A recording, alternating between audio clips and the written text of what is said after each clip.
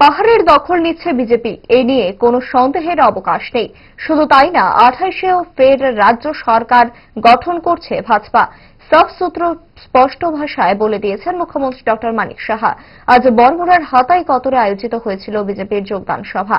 এদিন মুখ্যমন্ত্রীর উপস্থিতিতে 16 মান্দাইনগর পুলিনপুর এডিসি কেন্দ্রের 181 পরিবারের 495 জন ভোটার ভিড়লেন গেরুয়া বনে। মথা সহ বিভিন্ন দল ছেড়ে আসা নতুন রাজনৈতিক বন্ধুদের গেরুয়া বনে স্বাগত জানাতে মুখ্যমন্ত্রীর সাথে উপস্থিত ছিলেন প্রদেশ বিজেপির সভাপতি রাজীব ভট্টাচার্য, মন্ত্রী বিকাশ দেববর্মা, বিধায়ক পিনাকি দাস চৌধুরী, রাজ্য বিধানসভার মুখ্য সচেতক কল্যাণী রায়, জনজাতি মোর্চার যুব আইকন বিপিন দেববর্মা। বিজেপি আহত এই কর্মসূচিকে বানচাল করার আজও চক্রান্ত হয়েছে বলে সভায় জানালেন খোদ মুখ্যমন্ত্রী। মুখ্যমন্ত্রীর বক্তব্যের আগাগোড়াই ছিল বেশ রক্ষণাত্মক ও আক্রমণাত্মক।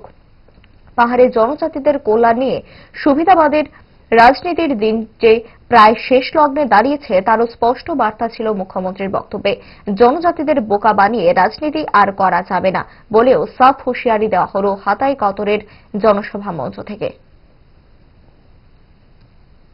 ডিরেগুলেশনের বিষয়ে আজকে মাননীয় প্রধানমন্ত্রী চিফ সেক্রেটারিরা গিয়েছিলেন, সেখানে প্রথম স্থান এই ডিরেগুলেশনের মধ্যে ত্রিপুরা ফার্স্ট হয়েছে ডিরেগুলেশনের মধ্যে।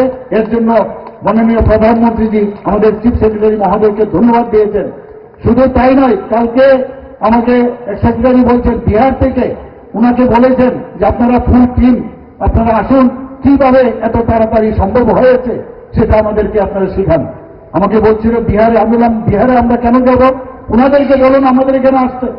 আমরা যখন বিভিন্ন কাজে মডেল গুজরাটে আমরা যাই, ওখানে শিখবার জন্য, জানবার জন্য, ওনাদেরকে আপনারা বলুন এখানে আসতে, আজকে আমরা দেখাবো এখানে।